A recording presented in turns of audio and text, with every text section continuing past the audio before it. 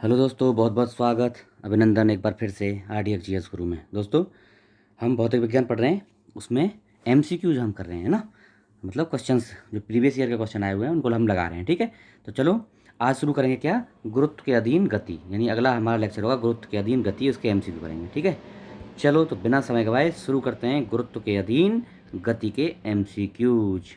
तो पहला क्वेश्चन है, निम्नलिखित में से किसने न्यूटन से पूरी बता दिया था कि सभी वस्तुएं पृथ्वी की ओर आकर्षित हैं? तो किसने बताया था? ब्रह्मगुप्त साहब ने। ब्रह्मगुप्त गुप्तोत्तरकालीन गणितज्ञ और खगोलशास्त्री थे। उन्होंने ब्रह्म सिद्धांत की रचना की। सर्वप्रथम बताया कि सभी वस्तुएं पृथ्वी सभी वस्तुओं की ओर आकर्षित है। उसने बताया, ब्रह्मगुप्त साहब ने बताया कि पृथ्वी जो है सभी वस्तुओं की ओर आकर्षित है। इंपॉर्टेंट क्वेश्चन है, याद रखना। गुरुत्वाकर्षण का सिद्धांत किसने दिया? तो ये दिया था आइजैक न्यूटन साहब ने। गुरुत्वाकर्षण पदार्थों द्वारा एक दूसरे की ओर आकृष्ट होने की प्रवृत्ति है। आइजैक न्यूटन ने गति के 3 नियम और गुरुत्वाकर्षण का नियम दिया। न्यूटन ने अपनी मौलिक खोजों के आधार पर यह बताया कि केवल पृथ्वी ही नहीं, अपितु विश्व का प्रत्येक कण एक दूसरे कण को अपनी ओर आकर्षित करता है। कणों के बीच कार्य करने वाला पारस्परिक आकर्षण को गुरुत्वाकर्षण कहते हैं तथा उनसे उत्पन्न होने वाले बल को गुरुत्वाकर्षण बल कहते हैं। ठीक है, ओके, अगला देखते हैं, गुरुत्वाकर्षण से सार्वभौमिक नियम प्रतिपादन किसने किया था? तो किसने ये किया था? न्यूटन साहब ने। गुरुत्व दो पिंडों, देखो क्या है गुरुत्वाकर्षण, दो पिंडों, उसने बताया गुरुत्वाकर्षण बल का जो ये सिद्धांत दिया ना, क्या बताया उसमें? दो पिंडों के बीच लगने वाला आकर्षण बल उनके परिमाण परिमाण दो पिंडों के बीच लगने वाले आकर्षण बल का परिमाण उन पिंडों के द्रव्यमान के गुणनफल के समानुपाती तथा उनके बीच की दूरी के वृत्त का मानुपाती होता है, यानी F=G m1m2/r²। जहाँ F क्या है? बल है, m1 क्या है? पिंड का द्रव्यमान, m2 क्या है? दूसरे पिंड का द्रव्यमान, और r क्या है? दोनों पिंडों के बीच की दूरी, और g क्या है? गुरुत्वाकर्षण स्थिरांक यानी नियतांक। अंतरिक्ष यात्री निर्यात में सीधे खड़े नहीं हो पाते, क्यों? गुरुत्व नहीं है, गुरुत्व बल नहीं है, गुरुत्व नहीं है, इसलिए नहीं खड़े हो पाते।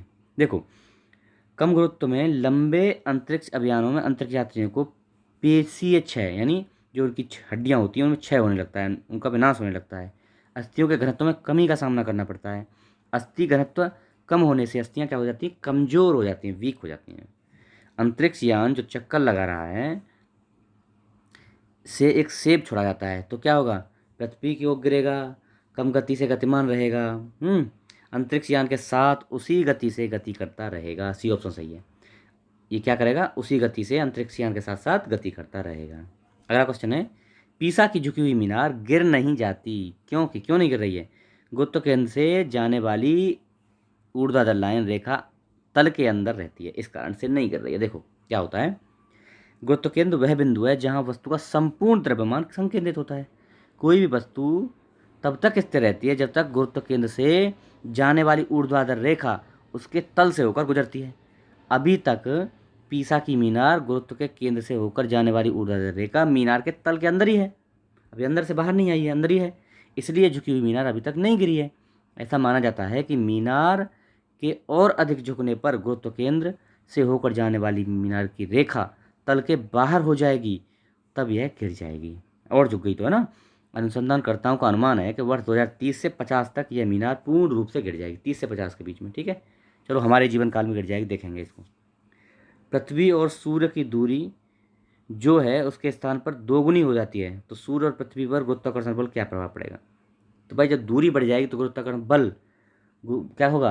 गुरुत्वाकर्षण बल 1/4 हो जाएगा, 1/4 हो जाएगा। सी ऑप्शन है, उसका चौथा भाग रह जाएगा। ठीक है, ज़्यादा दिमाग नहीं लगाना है ना, तो यही है, ज़्यादा गहराई से हो जाएगा, इसको समझने के लिए आपको न्यूमेरिकल समझना पड़ेगा। ठीक है, इतना याद रखना, दूरी डबल कर दी जाएगी दोनों, किसी पिंडों के बीच की अगर दूरी डबल तो गुरुत्वाकर्षण बल चौथाई। ओके, जब कोई वस्तु ऊपर से नीचे गिराई जाती है तो उसका भार क्या होता है? भार अपरिवर्तित रहता है। समझो बात, देखो आदर्श परिस्थितियों में, ये याद रखना, ये आदर्श परिस्थिति जो है इसका मतलब क्या होता है? वायु प्रतिरोध जीरो मान रहे हैं हम, नगण्य मान रहे हैं, मतलब वायु प्रतिरोध है ही नहीं, ये होती है आदर्श परिस्थिति। ठीक है, में किसी वस्तु को ऊपर से नीचे गिराया जाता है तो उसके भार में कोई परिवर्तन नहीं होता है, क्योंकि उसका द्रव्यमान उस पर लगने वाला गुरुत्वीय त्वरण अपरिवर्तित रहते हैं। गुरुत्वीय त्वरण और द्रव्यमान दोनों अपरिवर्तित रहते हैं, इसलिए भार में कोई परिवर्तन नहीं होता। कब? आदर्श स्थिति। आदर्श स्थिति कब? जब वायु का जो है प्रतिकर्षण आकर्षण प्रतिरोध नगण्य रहता है। ठीक है, अच्छा, लकड़ी, लोहे और मोम के समान आकार के टुकड़ों को समान ऊंचाई से पृथ्वी पर गिराया जाता है, तो कौन सा टुकड़ा सर्वप्रथम पृथ्वी की सतह पर पहुंचेगा? कौन सा पहुंचेगा? सभी साथ पहुंचेंगे। कब? वो ये स्थिति ये इंपॉर्टेंट है। आदर्श परिस्थितियों में वायु प्रतिरोध को नगण्य मानते हुए समान ऊंचाई से गिराए जाने पर लकड़ी, लोहा और मोम के समान आकार के टुकड़े, समान आकार भी समान है भैया, के टुकड़े एक साथ पृथ्वी की सतह पर पहुंचेंगे, क्योंकि सब पर समान गुरुत्वीय त्वरण कार्य कर रहा है। अब देखो एक चीज़ यहाँ एक नहीं आई, हवा में। अब यहाँ उसने लिख दिया, हवा में लोहे और लकड़ी की समान भार की गेंदें ऊपर से गिराई जाती हैं, तो गिरने से क्या होगा? तो लोहे की गेंद पहले और लकड़ी की गेंद बाद में, है ना? क्या है? लकड़ी की गेंद बाद में गिरेगी, ठीक है, क्योंकि हवा की बात हो गई है। हवा की अनुपस्थिति में लोहे और लकड़ी समान भार से समान ऊंचाई से गिराए जाते हैं, तो क्या एक साथ पहुंचेंगे। परंतु हवा की उपस्थिति में, वो अब देखो अलग हो गया थोड़ा सा स्थिति। हवा की उपस्थिति में लोहे तथा लकड़ी की समान भार की गेंदें समान ऊंचाई से गिराने पर लोहे की गेंद पहले पहुंचेगी और लकड़ी की बाद में पहुंचेगी। हवा की उपस्थिति है ना, इस कारण, ठीक है। चलो, दो गेंदें ए बी क्रम से 10 किलोग्राम और 1 किलोग्राम की हैं, उन्हें 10 मीटर की ऊंचाई से एक साथ गिराया जाता है, तो निम्नलिखित में से कौन सा सही है? ए भूमि पर पहले पहुंचेगी, अच्छा, भूमि पर दोनों एक साथ पहुंचेंगी, फिर वही दिक्कत है। ए और बी भूमि पर एक साथ पहुंचेंगी, ऐसा इसलिए संभव है क्योंकि दोनों गेंदों का समान ऊंचाई से गिराया जा रहा है, ठीक है। वायु नगण्य मारी जाए। गेंदों का द्रव्यमान, देखो गेंदों के द्रव्यमान पर निर्भर नहीं करता, क्या, अतः दोनों गेंदें समान ऊंचाई से साथ भूमि पर पहुंचेंगी, ठीक है। चलो इतना याद रखना बस, कई बार पढ़ लिया हमने, कंफर्म हो गया अब तो। अब देखो कथन कारण का क्वेश्चन है। चंद्रमा पर मानव का वजन पृथ्वी की तुलना में 1/6 रहता है, कारण चंद्रमा पर पृथ्वी की तरह गुरुत्वाकर्षण नहीं है। तो पहला तो सही, दूसरा गलत। क्यों? गुरुत्वाकर्षण है लेकिन पृथ्वी का 1/6 है, इसलिए सी ऑप्शन होगा। कथन सही, कारण गलत। कैसे? चंद्रमा पृथ्वी का एक उपग्रह है, तो भैया चंद्रमा के गुरुत्वीय त्वरण का मान पृथ्वी पर जी के मान का 1/6वां भाग रहता है, इसलिए चंद्रमा पर व्यक्ति का भार पृथ्वी के और उसके भार का 1/6वां भाग होता है। इस प्रकार कथन और कारण सही है। कथन सही है, कारण गलत है। क्यों? क्योंकि वहाँ गुरुत्वाकर्षण है भैया, 1/6 है पृथ्वी का, ठीक है। किसी पिंड का भार पृथ्वी तल पर सब जगह समान होता है, ध्रुवों पर सर्वाधिक होता है, ये सही है। देखो जी का मान हम देखते हैं विषुवत रेखा पर सबसे कम और ध्रुवों पर सबसे ज़्यादा होता है, इसलिए व्यक्ति का भार भी ध्रुवों पर सबसे ज़्यादा रहेगा और विषुवत रेखा पर सबसे कम। देखो गुरुत्वीय त्वरण का मान भूमध्य रेखा जी का मान भूमध्य रेखा पर सबसे कम और ध्रुवों पर सबसे अधिक होने के कारण पिंड का भार जो द्रव्यमान और गुरुत्वीय त्वरण के गुणनफल के बराबर होता है, भूमध्य रेखा पर न्यूनतम और ध्रुवों पर अधिकतम होगा। ओके, मानव शरीर का भार कहाँ होगा? ध्रुवों पर अधिकतम होगा। पढ़ लिए हम लोग। एक पिंड का अधिकतम भार निम्नलिखित कहाँ होगा? हाइड्रोजन में होगा। इंपॉर्टेंट, ये कैसे है देखो। किसी पिंड का द्रव्यमान सदैव नियत रहता है और उसका भार दो चीज़ों पर निर्भर करता है, दो चीज़ों पर निर्भर करता है। क्या क्या है? एक तो गुरुत्व बल और दूसरा है पिंड पर लगने वाला उत्प्रेक्ष बल, यानी उत्प्रेक्ष बल ऊपर की ओर लगने वाला जो बल होता है ना, उस पर। दो चीज़ों पर यह निर्भर करता है। तो देखो दिए गए विकल्प में सबसे हल्का हाइड्रोजन है और विरल माध्यम भी है। हाइड्रोजन हल्का भी है और विरल भी है, अतः उसके द्वारा लगाया गया उत्प्रेक्ष बल सबसे कम होगा। भाई जब जो चीज़ हल्की है वो कम उत्प्रेक्ष बल लगेगी। वहीं आप देखो पानी की अपेक्षा अगर आप सलाइन वाटर में जाएंगे ना, नमकीन पानी में यानी समुद्र में जाएंगे, तो वो उत्प्रेक्ष बल ज़्यादा लगाएगा, और वहीं पारे में जाएंगे तो उत्प्रेक्ष बल ज़्यादा लगाएगा, ठीक है। डेंसिटी के हिसाब से भी डिपेंड करता है उत्प्रेक्ष बल। तो उत्प्रेक्ष बल सबसे कम हाइड्रोजन का होगा, अतः पिंड का भार हाइड्रोजन में सर्वाधिक महसूस होगा, ठीक है। गुरुत्व के अधीन विरामावस्था से मुक्त रूप से गिरने वाली वस्तु के कण में समय टी में विस्थापन डी का विवरण किसमें सही है? तो ये टी है और ये डी है, मतलब तो इनमें कौन सा सही है? तो इसमें ए ऑप्शन ही सही है। क्यों? वस्तु ऐसे गिरेगी और फिर जो है धीरे धीरे ऐसे आएगी, ठीक है, परवलयाकार होगी। क्यों होगी समझ लो। विरामावस्था शून्य से गुरुत्व बल के साथ स्वतंत्रता पूर्व गिरते हुए पिंड के लिए एस इजिकल टू होता है हाफ g(t²), यानी गुरुत्वीय त्वरण इंटू समय का वर्ग। समीकरण उपयुक्त है। जो परवलय यानी पैराबोला का समीकरण है, अतः विकल्प ए जो है सही है। देखो ज़्यादा टेंशन नहीं लेना, बहुत बड़ा क्वेश्चन है, बहुत ट्रिकी क्वेश्चन है, बस इतना समझ लो, ए ऑप्शन सही है, ठीक है। एक चिकना आनत तल क्षैतिज से थीटा कोण बनाता है। आनत है जैसा कि दी गई आकृतियों में, ये देखो ये वाला इस टाइप का है, दिखाया गया है। एक पिंड विरामावस्था से प्रारंभ कर आनत पृष्ठ पर नीचे की ओर फिसलता है ना, नीचे की ओर फिसलता है, ऐसे करके पिंड फिसलता है। अधस्तल तक पिंड को पहुंचने में लगा समय पूछा है, तो देखिए ये भी है, रट्टा मार ली, रट्टा वाली चीज़ है, ये सी ऑप्शन सही है। क्या है? 1/2 नहीं, half sine theta into √2h/g। बस इतना याद रखना, रट लेना ये है, ठीक है। चलो, एक ऊंची इमारत से एक पिंड 99.8 यानी 8.9 मीटर/सेकंड स्क्वायर, यही होता है ना जी का मान, के समान त्वरण के साथ गिराई जाती है तो 3 सेकंड बाद, तो गुणा 3 कर दो, 9.8 गुणा 3 कर दो तो कितना आ जाएगा? ये आ जाएगा 29.4 मीटर/सेकंड, 3 सेकंड बाद। तो देखो इतनी स्पीड से गिर रहा है ना, त्वरण क्या है? हर सेकंड 9.8, फिर अगली सेकंड 9.8 बढ़ गया, फिर उससे अगली सेकंड 9.8 बढ़ गया, तो 3 का गुणा कर दो, सीधा इतना आ जाएगा, ठीक है।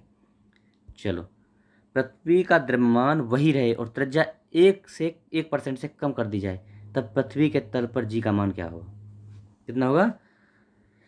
जी का मान क्या होगा? 2% बढ़ जाएगा। देखो क्या होता है, डबल होता है। 1% त्रिज्या कम की तो क्या है, जी का मान क्या होगा? बढ़ जाएगा। गुरुत्व का है, पृथ्वी के तल पर जी का मान बढ़ जाएगा।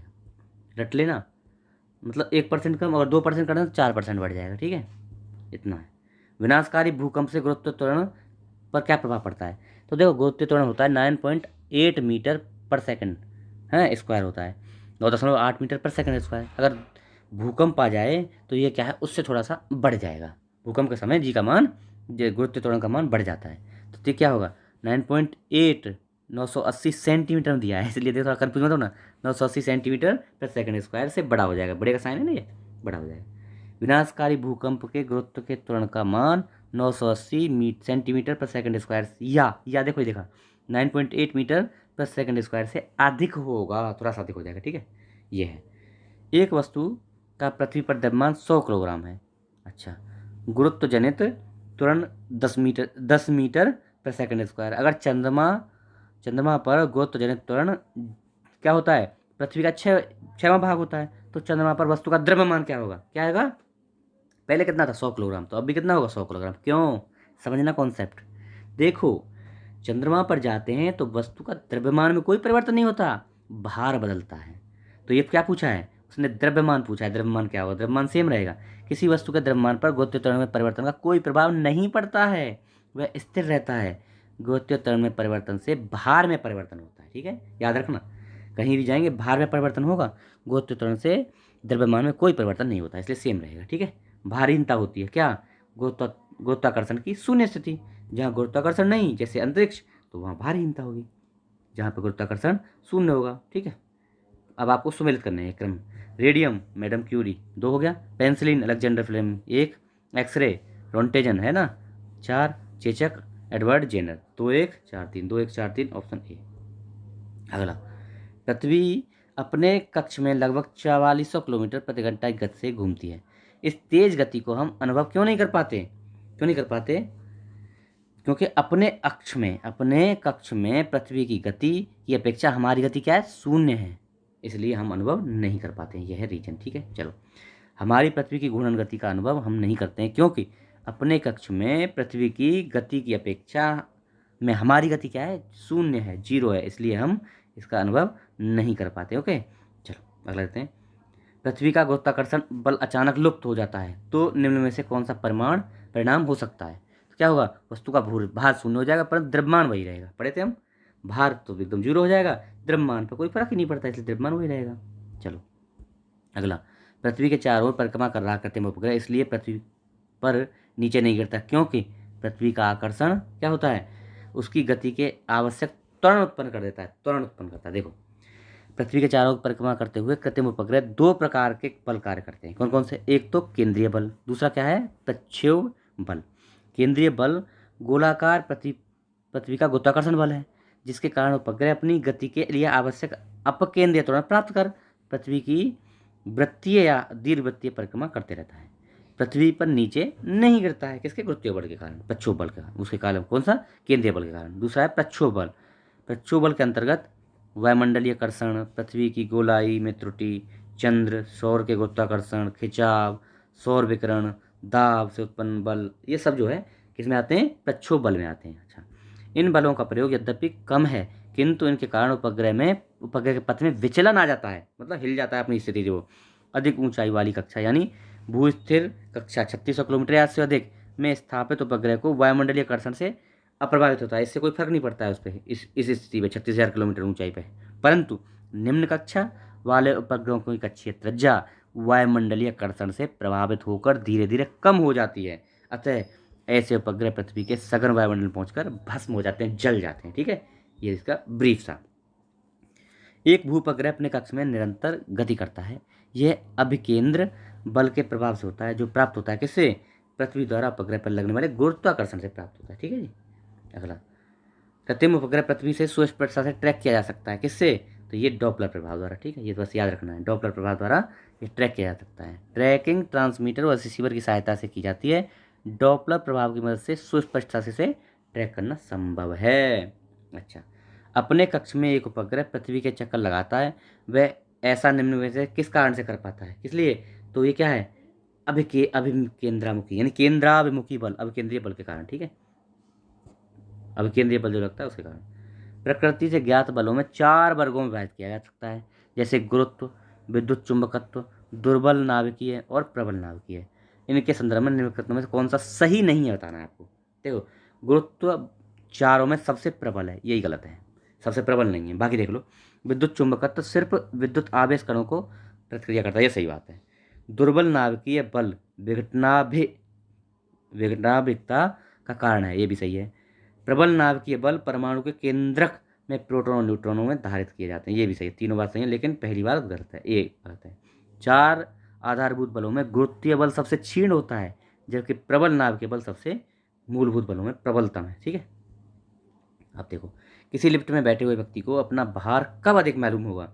जब लिफ्ट त्वरित गति से ऊपर की ओर जा रही होगी, और जब नीचे जा रही होगी तो कब क्या होगा? जब इसके विपरीत जब लिफ्ट नीचे की ओर जा रही होगी तो सबसे कम आभास होगा। ठीक है, ओके, चलो देखते हैं अगला। थोड़ा सा बड़ा है क्वेश्चन, थोड़ा सा इसमें ज़्यादा क्वेश्चन है। देखो, लोलक की कलावधि किस पे डिपेंड करती है? लंबाई के ऊपर निर्भर करती है, उसकी लंबाई पे। ठीक है, लंबाई ज़्यादा तो कलावधि भी ज़्यादा, लंबाई पर निर्भर करती है। लोलक की लंबाई जितनी अधिक होगी उसकी कलावधि उतनी ही अधिक होगी। लोलक घड़ियाँ गर्मियों में सुस्त हो जाती हैं, क्यों? लोलक की लंबाई बढ़ जाती है इसलिए, सी। ठीक है, ओके। एक लड़की झूले पर बैठी स्थिति में झूला झूल रही है। उस लड़की के खड़े हो जाने पर दोलभ यानी प्रदोल आवर्तकाल क्या प्रभाव पड़ेगा? आवर्तकाल कम हो जाएगा, क्यों? क्योंकि उसका जो है दूरी कम हो गई। देखो, लड़की के खड़े हो जाने पर लोलक की प्रभावी लंबाई कम हो गई, फलस्वरूप उसका प्रदोल आवर्तकाल कम हो जाएगा। ठीक है, निम्न कथनों पर विचार कीजिए। एक सामान्य दोलक दोलन कर रहा है, तो उनमें से कौन सी बात सही है? देखो, जब गोला माध्य स्थिति से गुजरता है तो त्वरण शून्य होता है, बिल्कुल बात सही है, त्वरण शून्य होगा। हर आवर्तन में गोलक 2 बार किसी एक ने 2 बार एक स्थिति को प्राप्त करता है, ये भी बात सही है। दोलन के दौरान जब गोला चरम स्थिति पर पहुंचता है तो उसकी गति और त्वरण दोनों शून्य होते हैं। नहीं, चरम स्थिति पर गति तो शून्य होगी, हाँ, लेकिन त्वरण न्यूनतम, त्वरण सर्वाधिक होगा, ये तीसरा गलत है। समान दोलक का दोलन आयाम समय के साथ साथ कम होता रहता है, ये भी सही है। तो 1 2 4 सही है, कौन सा है? 1 2 4 यानी सी ऑप्शन सही है। देखो, अब थोड़ी स्थिति देखो, पिंड जब जो है ना, पिंड जब अपनी मध्यमान स्थिति में होगा तो क्या क्या होगा? उस पर कोई बल कार्य नहीं करेगा, मध्यमान स्थिति में कोई बल कार्य नहीं करेगा, त्वरण शून्य होगा, वेग अधिकतम होगा, गतिज ऊर्जा अधिकतम होगी और स्थितिज ऊर्जा शून्य होगी। कब? मध्यमान स्थिति में। वहीं पिंड जब चरम स्थिति को पहुंच जाता, लास्ट में पहुंच जाता, तो क्या होगा? त्वरण अधिकतम होगा, प्रत्यायनयन बल अधिकतम होगा, गतिज ऊर्जा शून्य होगी, स्थितिज ऊर्जा अधिकतम होगी, वेग शून्य होगा। ठीक है, आवर्तन में दोलक को 2 बार किसी निर्दिष्ट वेग प्राप्त करता है, ये बात सही है। इसके अतिरिक्त सामान्य परिस्थितियों में सामान्य दोलक या दोलन आयाम वायु प्रतिरोध आदि कारणों से समय के साथ कम होता जाता है। ठीक है, ये बात सही है, 1 2 4 सही है। ओके, पेंडुलम घड़ी तीव्र गति से चल सकती है, कब? शीतकाल में क्या होगा? उसकी लंबाई कम हो जाएगी और तीव्र गति से चलेगी। पृथ्वी का पलायन वेग कितना है? यह 11.2 मीटर प्रति सेकंड। वह न्यूनतम वेग जिसके कारण किसी पिंड को ऊपर फेंका जाए तो वापस लौट के ही ना आए, तो इसको पलायन वेग बोलते हैं। कितना है पृथ्वी का? 11.2 किलोमीटर प्रति सेकंड। एक सेकंड में 11.2 किलोमीटर की स्पीड से फेंक दिया जाए तो वापस नहीं आएगी। अगर किसी वस्तु को 8 किलोमीटर प्रति सेकंड के वेग से अंतरिक्ष में फेंका जाए तो क्या होगा? वह वस्तु अंतरिक्ष में चली जाएगी, वह पृथ्वी पर वापस गिर जाएगी। क्यों? क्योंकि पलायन वेग से फेंका ही नहीं, पलायन वेग इतना है, इतने से फेंका तो तब जाएगी ऊपर। ठीक है, ये ऑप्शन है। चंद्रमा पर वायुमंडल नहीं होने का कारण क्या है? इस पर गैस अणुओं का पलायन वेग उसके वर्ग माध्यमूल वेग से कम है, ये कारण है। ठीक है, चंद्रमा पर वायुमंडल नहीं पाया जाता, वायुमंडल अनेक गैसों का मिश्रण है। चंद्रमा पर पलायन वेग का मान 2.4 किलोमीटर पर सेकंड है तथा पृथ्वी पर कितना है 11.2 किलोमीटर है। और भैया चंद्रमा पर पलायन वेग से गैसों के अणुओं का वेग ज़्यादा होने के कारण वे वहाँ से पलायन कर जाते हैं। इसी कारण से चंद्रमा पर वायुमंडल नहीं है। ठीक है, तो ये हमने पढ़ लिया। ये हमारा लेक्चर कंप्लीट। कल दूसरा लेक्चर पढ़ेंगे। आशा आपको पसंद आएगा। आप अगर नए हैं चैनल पर इसको सब्सक्राइब कर लीजिए, लोगों को बताइए, शेयर करिए। Okay, thank you so much.